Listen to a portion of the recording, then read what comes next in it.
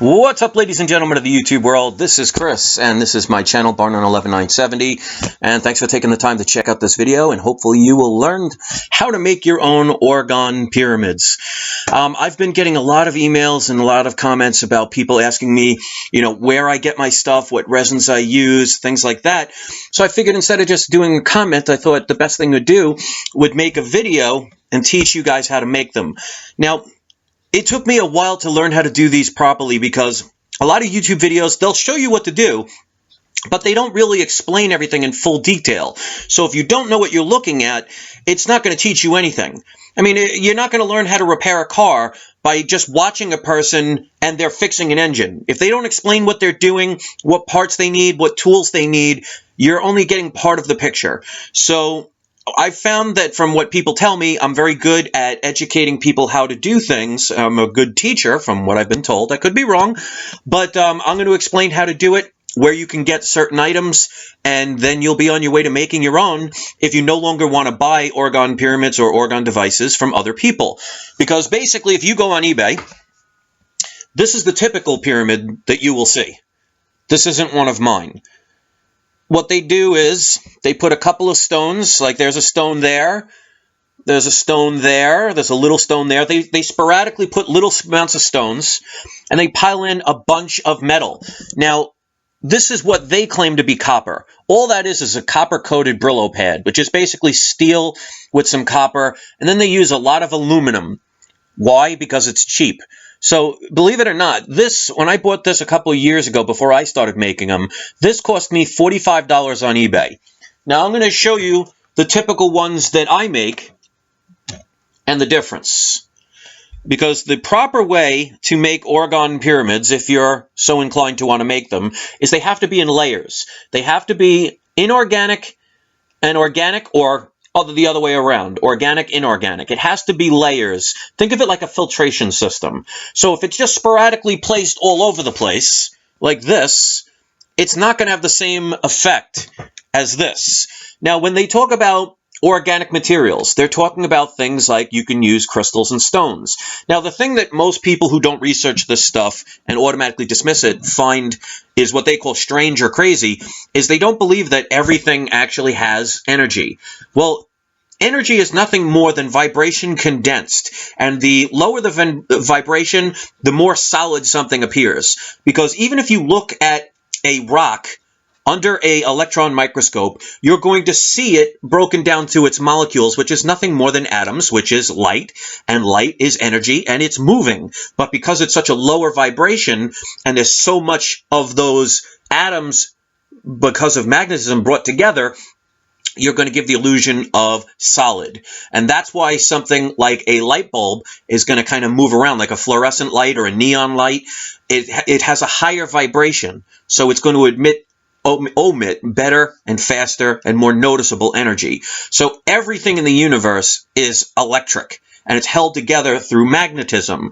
So what the people who don't want to research this stuff will never understand is crystals and stones have energy. Depending on the type of stone it is, it will have different types of energies. When they talk about energy, it's nothing more than the vibration coming from the movement of the particular atoms that compose of that particular stone or crystal or what have you.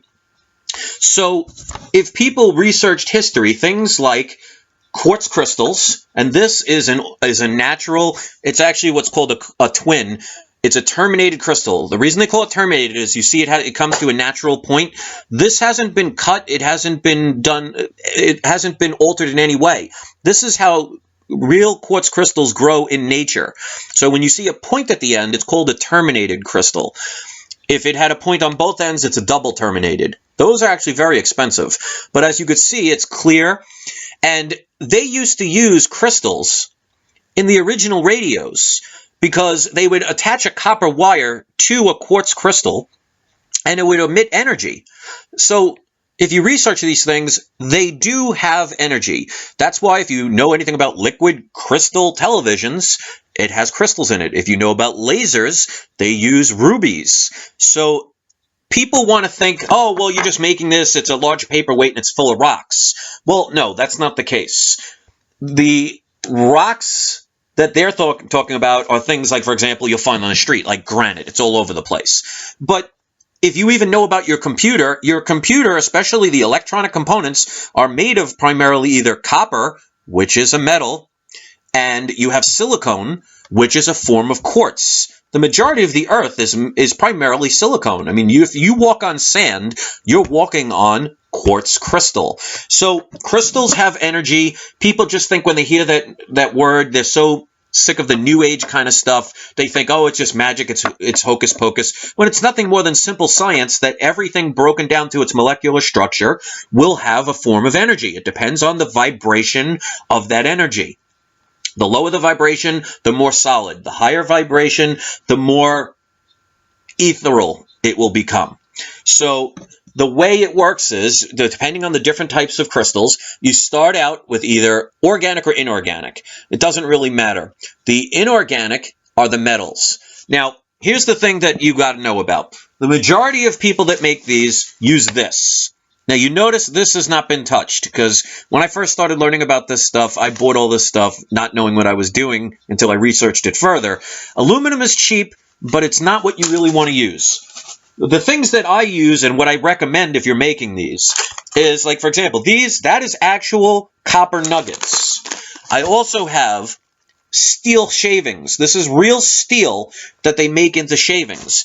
You can go to your local stores, and I'll just cover the name brand, so it doesn't matter because I'm not trying to promote any products. These are copper-coated steel BBs. So you want to use real metals because they're going to be better conductors of electricity and energy. That's why we have copper wires. And that's why if you look in your computer, there is actual gold. Because gold, silver, copper, those kind of metals are very high conductors of electricity.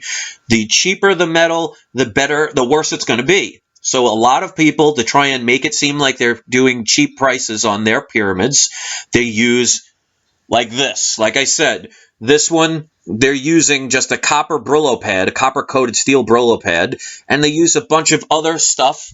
And that's why you'll see in most pyramids, you'll see a lot of this color because that's aluminum shavings. Here's another thing that I buy, and I recommend if you make a bunch or if you get into your own business making them for your friends and family, you buy in bulk. This here is 5 pounds, or I think it's either 5 or 10 pounds, actually 5 pounds because I have 2 bags of it. This is solid brass shavings. So you want to use the real metals. So the way an orgone pyramid is supposed to be created is you start out with either inorganic or organic materials, and you go one after the other until you've completed what you want. So, people always ask, what kind of molds do I use? Well, you don't want any kind of cheap plastic mold or something made out of cardboard because, first of all, it won't last very long. And with the resin, sometimes you have to leave it in there for hours at a time. You want something made of metal. So here is the typical, there's different sizes, but this is the typical pyramid mold. Now, you can buy these. I get them on eBay. If you go and you hit in the search engine pyramid-shaped candle molds, you will see these. Now, there are some, because they're called candle molds, that have the hole in them, which you obviously don't want because all the resin will leak through. So you want to find the ones where they actually have this little hole here closed in. And the reason for the hole is some people use these to make candles, and you want the wick to be able to go through. So they have tiny ones. I don't know if I have any others in front of me. No. But they have ones that are as wide as 12 inches wide. They can get a little expensive. Like this mold itself, just this one, is roughly about $18 to $20. And here's the thing you have to be very careful about. One scratch in here, and it will show up on every pyramid that you make. So you have to be very careful in how you get these out. So one of the things that I am definitely going to recommend, and again, I'm not trying to promote any products, this is silicone release. This is a spray, and when you're ready to start your pyramid, before you mix anything together, you're going to spray a coating of this inside your mold. What that's going to do is, when the mold starts to harden, it will separate from the molding. Because, and I'll tell you what kind of resin that I use, because if you buy cheap resin, or if you don't use this release, what will happen is, and I found this out the hard way in the beginning, is your mold will end up trapping your pyramid inside, and you can't get it out. So you'll destroy this. And then if you try and use a knife to dig around it, you're going to scratch it. Any little scratch, you basically have to throw these out. So you have to be careful with that. So the way to clean these, just to show, because you'll see I just made one recently and you'll see where the edge is. The way to clean these is you get a soft rag and you get some acetone. And you just take the acetone, place it on the rag, and just wipe this off until it all comes off. It usually takes about 5 minutes to clean it, but you don't want to scrape at it because, again, any scrapes in this metal will show up on the pyramid. Okay, so as far as the resin is concerned, there's different types of resins. You get what you pay for. So you don't want the cheap stuff, because I found through trial and error that when you use the cheaper resins, they tend to either be very cloudy, they take 10 times longer to dry, they can get stuck in the mold. Even if you use the release, I've had that problem where even with the release, it wouldn't come out of the mold. So this stuff is going to be expensive. The reason I'm not going to show it is I have a 5-gallon bucket and I didn't feel like lugging that up the stairs. But what I use, and you could write this down, so pause it if you need a pen and paper, is you're going to get, what I use is clear polyester resin. A lot of people use the casting resin. It's cheaper. I don't trust it. And when you use the type of resin that I use is the clear polyester resin, that's actually what they coat surfboards with. So it's very clear and it dries 100 times faster. Literally, it will take about an hour per layer of the cheap resin for each to dry. With the stuff that I use, usually within 20 minutes. So you're taking a lot less time. So the way you're going to do this is you're going to start out with your mold. You're going to spray your silicone release. You're obviously going to need a measuring cup. Now, this is the way I go as far as this is the hardener. This usually comes with the resin that you buy, so you don't have to worry about buying this separately. But I've got it down to a science that for every cup of resin that you put in, you need approximately 30 drops per cup. So if you use half a cup, it's 15 drops. You go accordingly. So some people, they pour so much of it in. The problem with that is if you add too much hardener, it overheats the resin. And then, of course, when you have different crystals and stones, rocks can retain heat, and then what you can end up with is cracks in your pyramid. So if you've ever tried to make them and you see those cracks start forming, it's because you've added too much of the hardener and it's overheating the resin. A way that you can to stop that is you can actually have like a bucket of ice water and have this kind of hover in it a little bit, but that will rust the metal over time.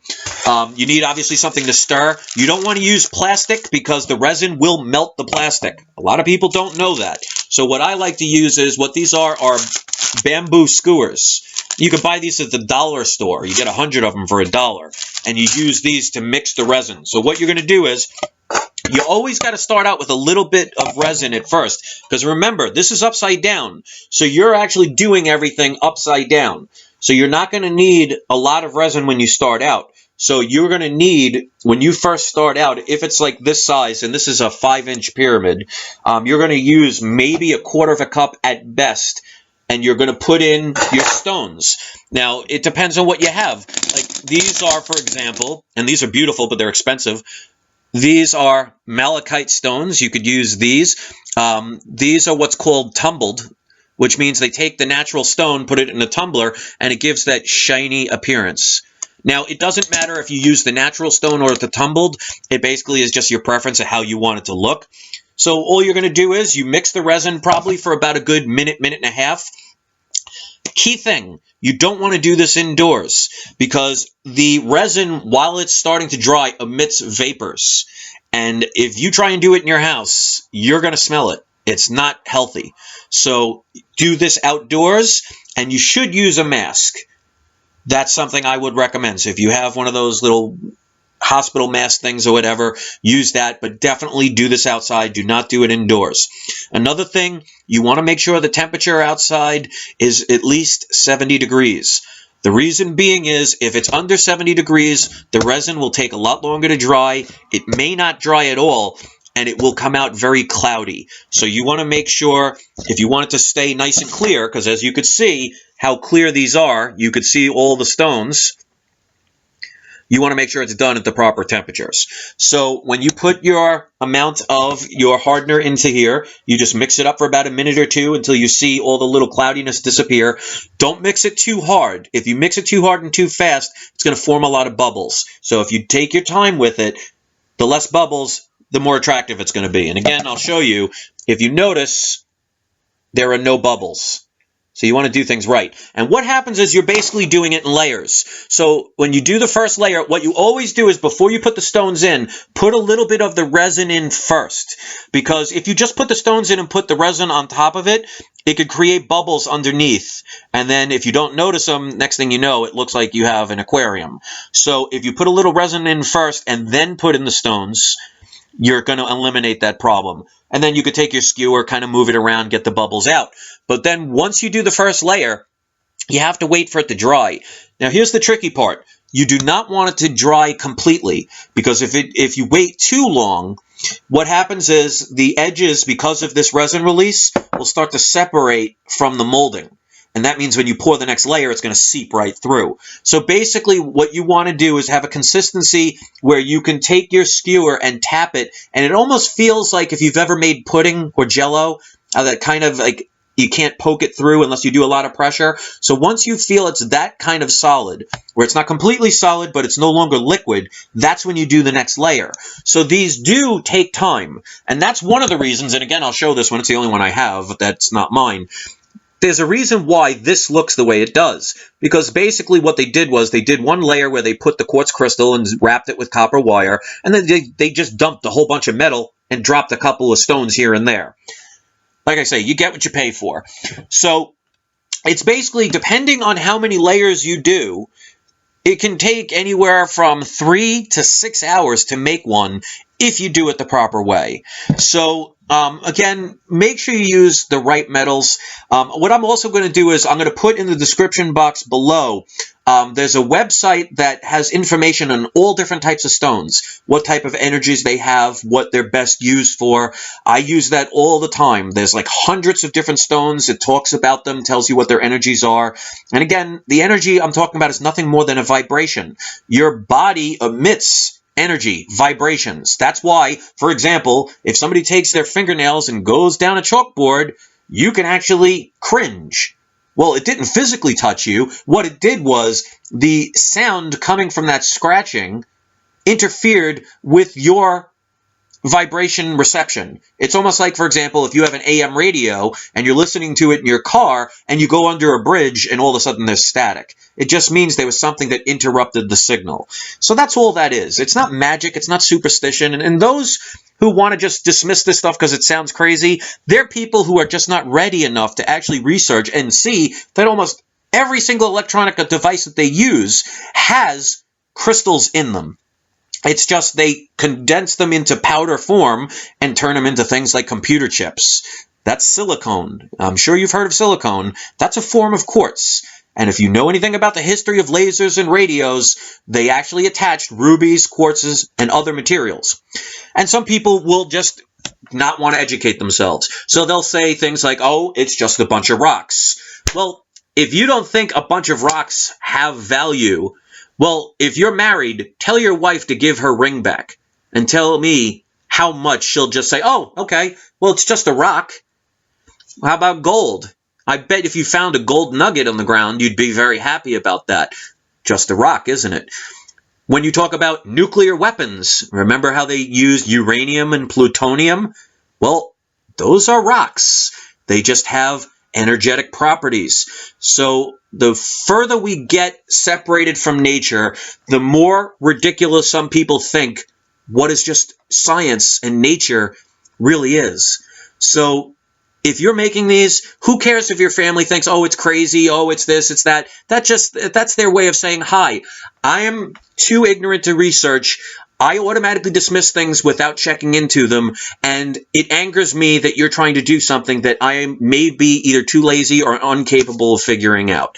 So you're making these for yourself. So if you make them right, I mean, I add things like the dye. You can get regular ink dye, the colored dyes. I add sparkles because a lot of women get these, so it makes it look a little prettier. I even add like little design pendants. You can get these on eBay. You look under jewelry pendants. Just make sure there's no plastic. You want only metal. So the ones that I use are either brass, steel, copper. It depends. Bronze. You don't want plastic. You don't want wood unless you're using, for example, petrified wood that actually can be used in these pyramids. That would be considered an organic material. So that's basically it. Basically, once this is in the mold, another thing you can do when you're done, if you do, especially if you're doing this outside on a sunny day, place it in direct sunlight because the heat of the sun will help dry the resin faster. And just make sure you stick around because this is a project where you have to stay there the whole time because you don't want a fly to fly into it. You don't want like a leaf to fall into it. You basically got to babysit it the whole time while you're doing it. So it is an activity that can take sometimes all day depending on the type that you're making, but it's a lot of fun. That's why I ended up turning this into a business. This was once a hobby for me. I just started making because I thought it was relaxing. And then people started seeing my work and they wanted to buy them. So I decided to make my own little business, but I'm my own home business. I get to sit outside in the beautiful sun, spend hours making beautiful things. So even if people don't want to believe in what they're capable of, it's work of art. So if you make these right and you do your patience, you can go from this, which is just thrown together, to something like this, that could be a work of art. And it basically depends on your different points of view. It's your different thoughts. I'll show you like another one. I made a video the other day, but you see this one, I used a citrine crystal point. I added different types of metals.